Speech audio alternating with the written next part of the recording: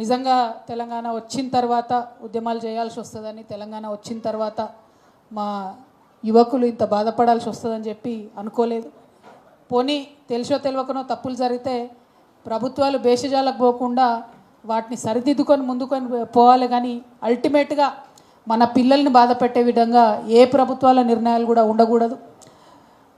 తెలంగాణ రాష్ట్రం వచ్చిన తర్వాత ఫస్ట్ 10 సంవత్సరాల్లో మీ అందరికీ తెలుసు, కేసీఆర్ గారు అనేక మంచి మార్పులు తీసుకొచ్చే ప్రయత్నం చేసిండ్రు. ఆనాడు కూడా మనం గ్రూప్ 1 పెట్టుకోలేకపోయినాం, టీఎస్పీఎస్సీలో ఇబ్బందులైనాయని చెప్పినారు. చెప్పిన ప్రతి సందర్భంలో మేము వాటిని సామరస్యంగా పరిష్కరించడానికి చాలాసార్లు ప్రయత్నం చేసినాం. కొన్ని సందర్భాల్లో విఫలమై ఉండొచ్చు, కానీ ఎప్పుడు కూడా విద్యార్థుల మీద కోపం పెట్టుకోలేదు, కక్ష పెట్టుకోలేదు.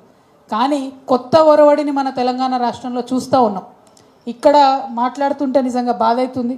మాట్లాడినటువంటి గంగాధర్ సార్ కావచ్చు, మహేందర్ రెడ్డి గారు కావచ్చు, అశోక్ సార్ కావచ్చు, ఉపాధ్యాయుల మీద కూడా కేసులు పెట్టి, విద్యార్థుల మీద కూడా కేసులు పెట్టి అసలు ఎవరిని వదిలిపెడుతుంది ఈ ప్రభుత్వం అన్నది నిజంగా అర్థం కానటువంటి పరిస్థితి.